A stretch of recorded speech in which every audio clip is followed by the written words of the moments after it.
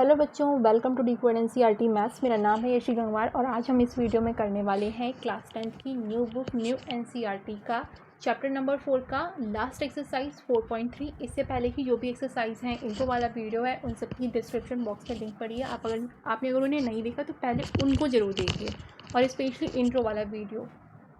तो शुरू करते हैं क्वेश्चन नंबर 1 से। क्या कह रहे हैं question number 1, find the nature of the root of the following quadratic equation if the real root exist find them। कह रहा है हमें एक क्वाड्रेटिक जो इक्वेशन दी हुई है हमें उसमें रूट्स का नेचर पता करना है कि डी से पता करते थे कि डी की वैल्यू 0 है या 0 से ज़्यादा है या 0 से कम है, तो हमें उससे पता लगेगा कि रियल रूट्स हैं या नहीं। अगर एग्जिस्ट करते हैं तो उनकी वैल्यू फाइंड करनी है।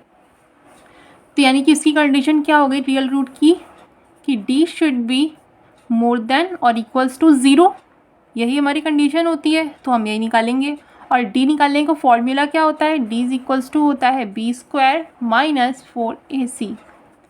ठीक है, अब शुरू करते हैं। यहाँ पे करते हैं d is equals to b² minus 4ac।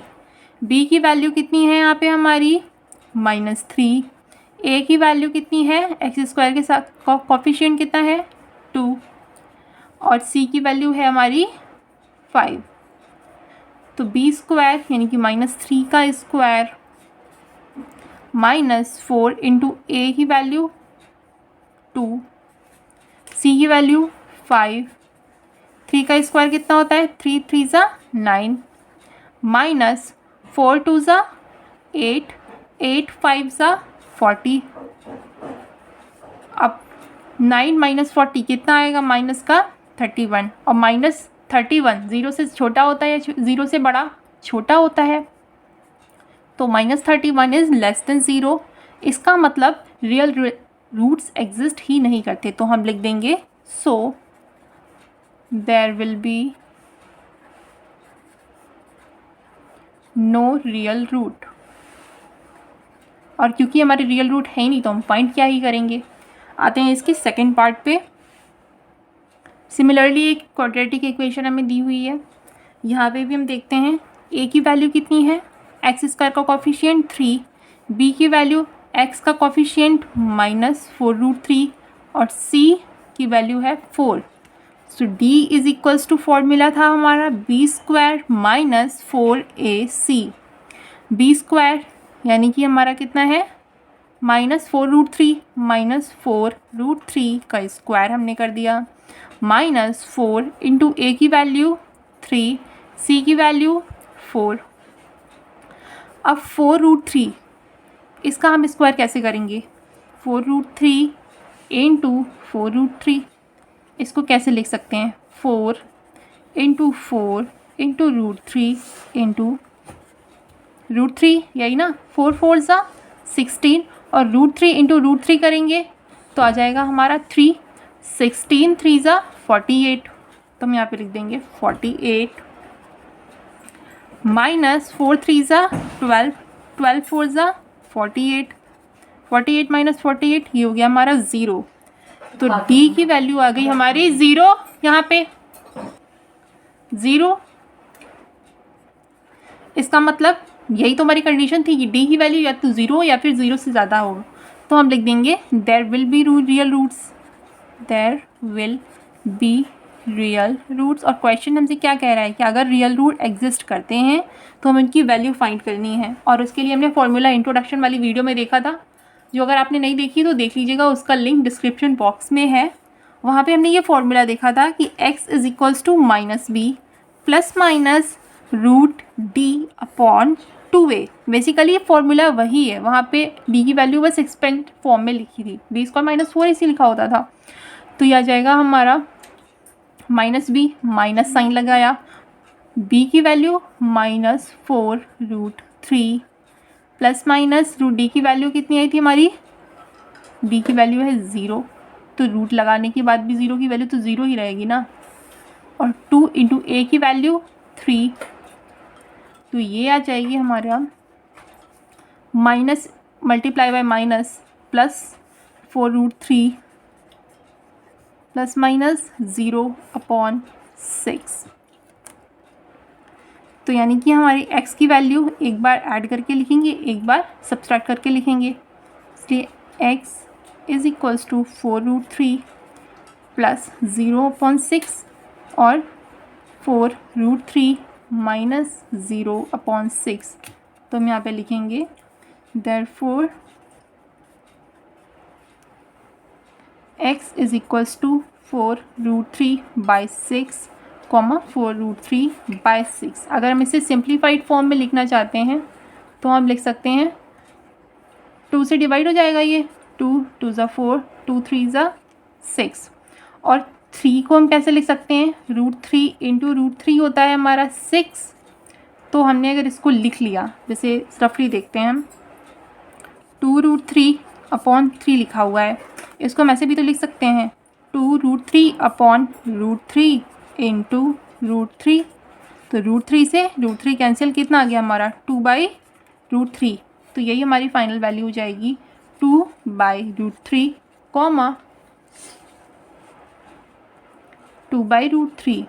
This is our answer. आते हैं नेक्स्ट पार्ट पे। नेक्स्ट पार्ट में भी हमें यहाँ पे एक इक्वेशन दी हुई है। यहाँ पे भी हम सबसे पहले a की वैल्यू लिखेंगे। a की वैल्यू कितनी है, x² का कोफिशिएंट 2, b की वैल्यू कितनी है -6 और c की वैल्यू है 3। लिखते हैं formula, d is equals to b² minus 4ac। b² यानी कि -6 का स्क्वायर माइनस 4 इंटू ए की वैल्यू 2, सी की वैल्यू 3। तो 6 का जो स्क्वायर होगा वो कितना होगा, 6 6 36 माइनस 4 2 8, 8 3 24। 36 माइनस 24 ये आ जाएगा हमारा 12। अब 12 होता है 0 से बड़ा, because 12 is more than 0, so real root exist.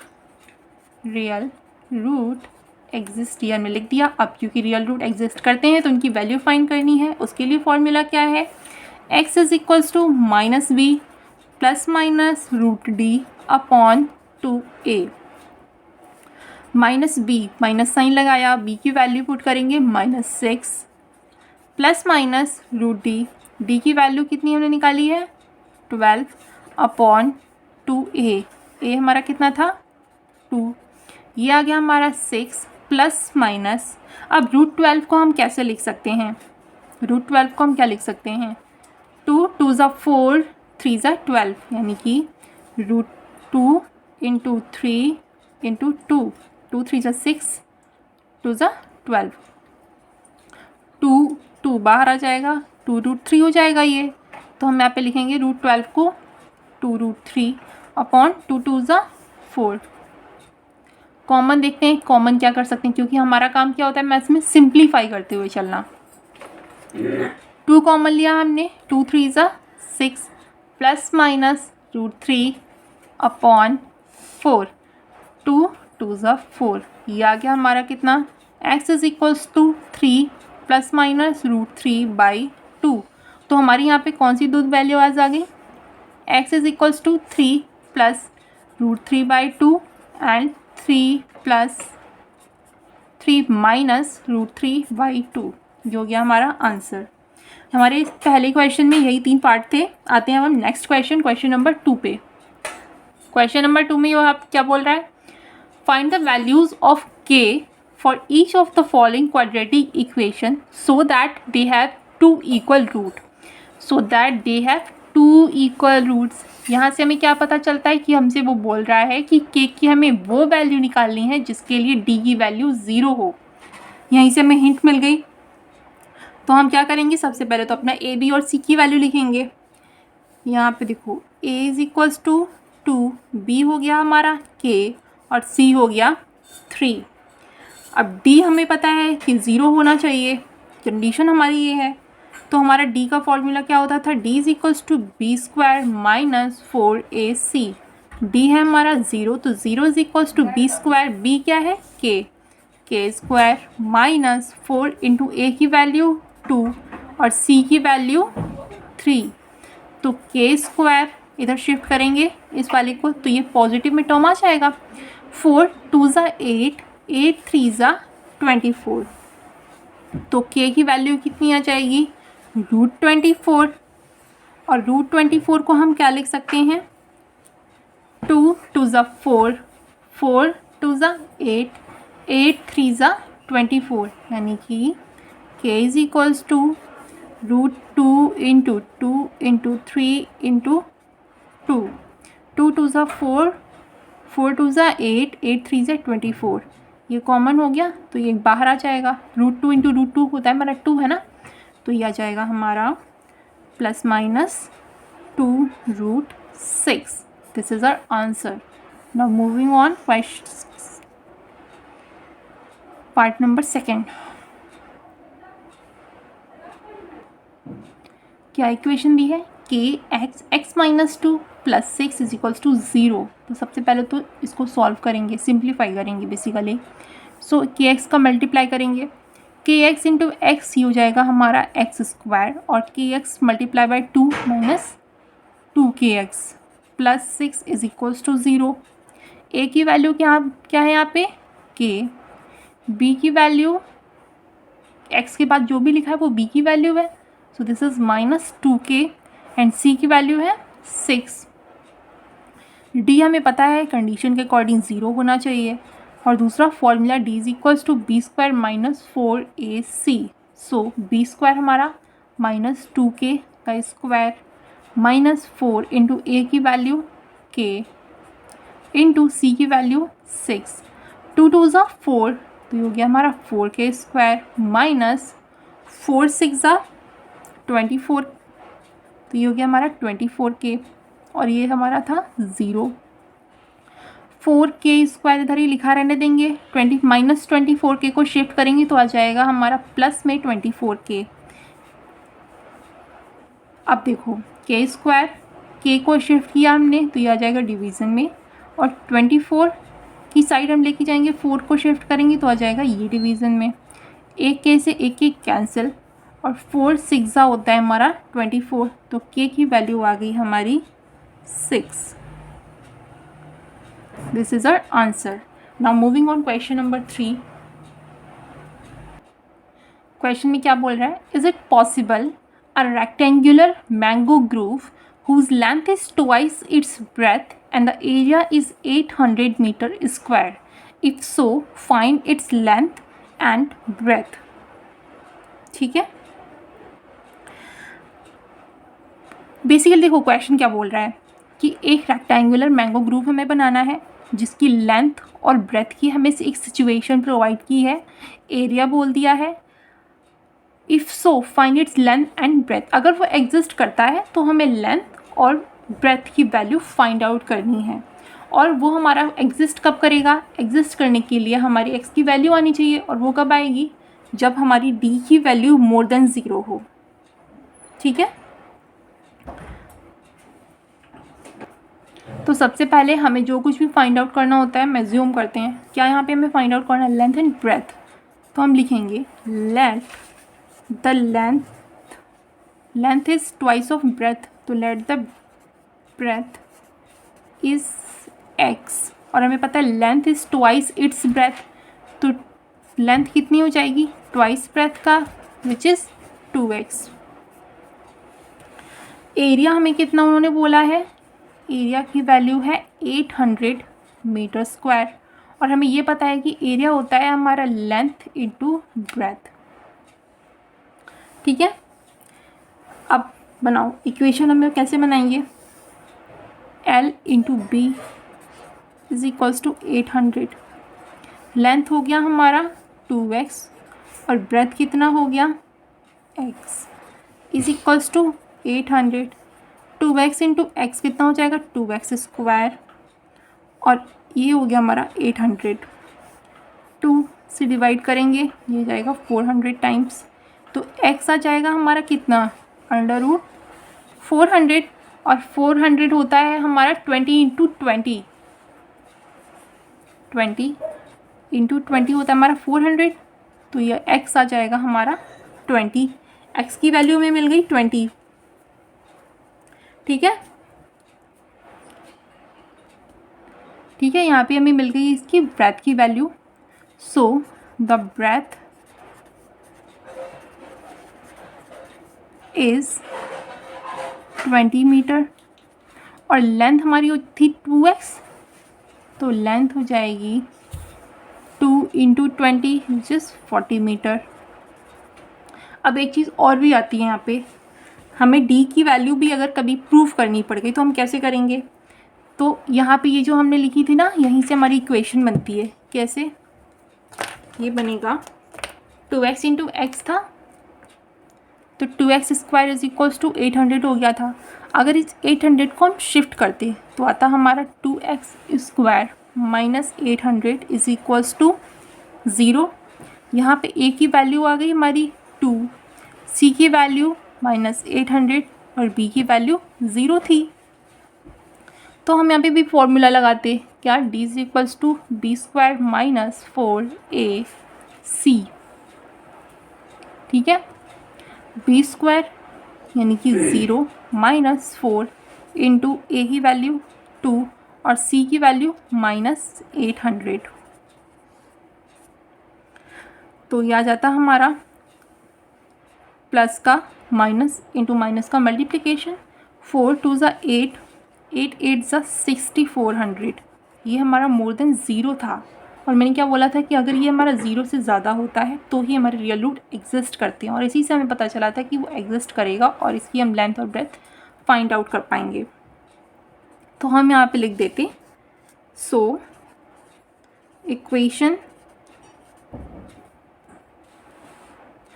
Equation has real root and mango groove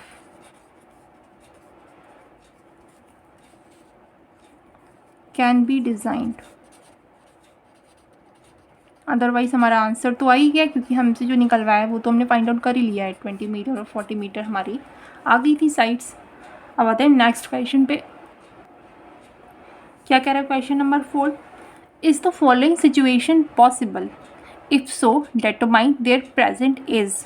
एक हमें सिचुएशन दी है, पूछ रहा पॉसिबल है या नहीं। इसका मतलब हमें ये पहले पता लगाना पड़ेगा कि रियल रूट एग्जिस्ट करेंगे या नहीं, और अगर एग्जिस्ट करते हैं तो हमें उनकी प्रेजेंट एज निकालनी है। अब क्या उन्होंने दी है situation, the sum of ages of 2 friends is 20 years. 2 दोस्त हैं, उनकी जो एज है उसका अगर हम सम करें तो वो 20 ईयर्स है। 4 years ago the product of their ages in years was 48।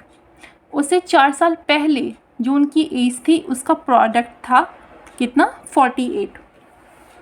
लिखते हैं, सबसे पहले assume that age of first child, first friend लिख सकते हैं,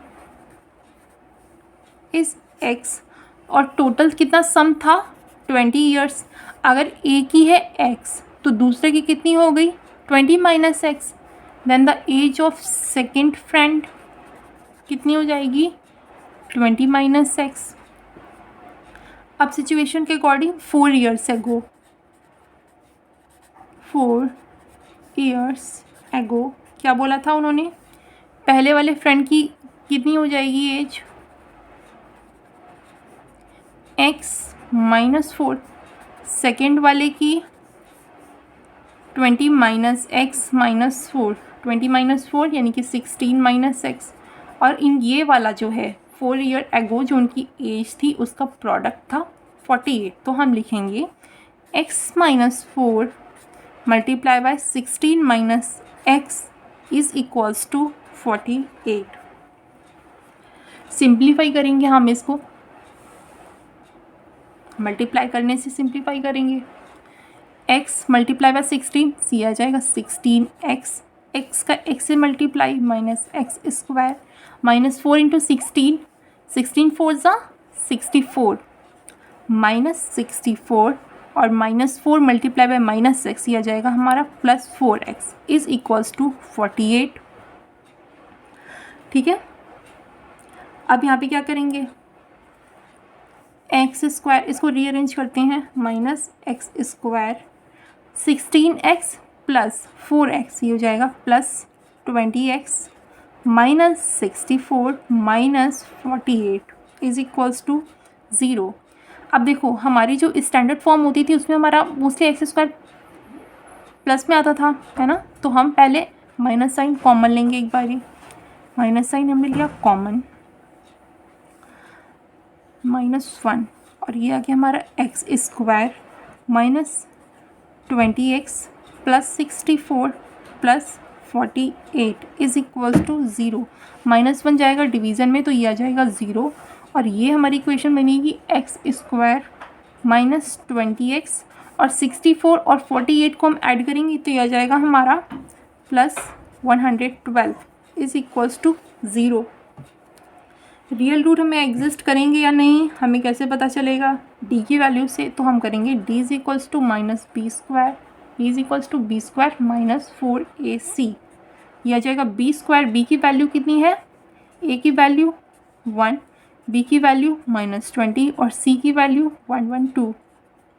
तो आज बी स्क्वायर हमारा -20 का square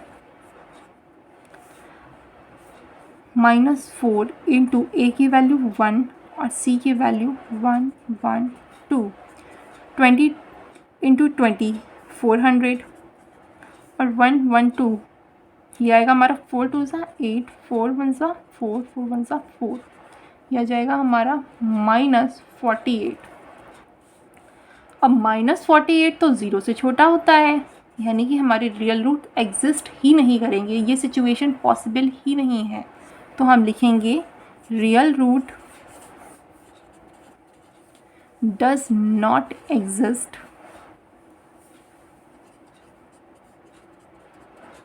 so situation not possible। यही से हमारा क्वेश्चन कंप्लीट हो जाता है। बढ़ते हैं क्वेश्चन नंबर 5 पे। क्या है क्वेश्चन नंबर 5 में, यहाँ पे भी हमें सिचुएशन दी है, is it possible to design a rectangular park of perimeter 80 meter and area 400 meter square? If so, find its length and breadth। एक पार्क हमें डिज़ाइन करना है जिसका पेरीमीटर हमें दिया है, एरिया दिया है। अगर वो सिचुएशन पॉसिबल है तो हमें उसकी लेंथ और ब्रेथ बतानी है। तो जो बताना है वो हम एज्यूम करेंगे, लेकिन उससे पहले हमें फॉर्मूला पता है, क्या, पेरीमीटर का। पेरीमीटर ऑफ रेक्टेंगल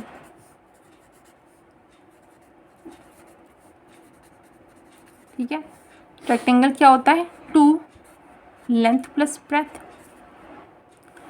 तो 2 length plus breadth is equals to हमारा कितना है, पेरीमीटर 80, ये 2 से डिवाइड करेंगे 2 और ये इधर आएगा 40, तो 40 is equals to length plus breadth. अगर हम लेंथ को कुछ एज्यूम करें तो ब्रेथ को टोटल में से लेंथ माइनस करेंगे तो आ जाएगा हमारा, जैसे कि इफ़ लेंथ इज़, अगर मान लिया लेंथ है हमारी x तो ब्रेथ कितनी हो जाएगी, 40 माइनस एक्स। कैसे, लेंथ की जगह पे x करके देखो, 40 is equals to x plus b, तो ब्रेथ हमारी आ गई 40 माइनस एक्स। शिफ्ट करने पे तो हमारी ब्रेथ आ जाएगी 40 माइनस एक्स। अब कंडीशन के अकॉर्डिंग एरिया लिखेंगे, एरिया का फॉर्मूला क्या होता है रेक्टेंगल में, length into breadth, L into b. तो 400 इज इक्वल्स टू लेंथ हमारी x मल्टीप्लाई बाय ब्रेथ जो है हमारी 40 माइनस एक्स। इसको सिंप्लीफाई करने के लिए मल्टीप्लाई करेंगे तो आ जाएगा ये हमारा 400 is equals to 40 into x, 40x minus x square. इसको रीअरेंज करेंगे तो आएगा हमारा x square minus 40x plus 400। ठीक है, ये हमारी बन गई इक्वेशन। अब हमें सबसे पहले तो ये पता करना है ना कि एग्जिस्ट करेगा भी या नहीं। उसके लिए हम d की वैल्यू फाइंड करते हैं, तो हम लिखेंगे यहाँ पे d का formula d is equals to b square minus 4ac। a की वैल्यू 1, b की वैल्यू -40 और c की वैल्यू 400। ठीक है,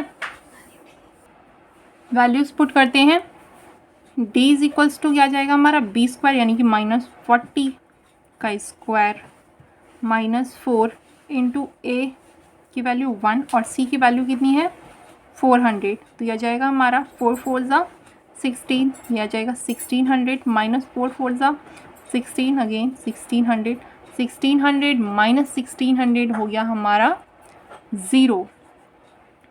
अब d की वैल्यू अगर 0 होती है तो क्या हमारी कंडीशन होती थी कि रियल रूट्स होते हैं और उनकी वैल्यू इक्वल होती है। तो हम यहाँ पे लिखेंगे hence real and equal roots exist. So अगर रियल रूट्स एग्जिस्ट करते हैं तो हमारा पार्क बन सकता है। सो पार्क कैन बी डिज़ाइंड, है ना।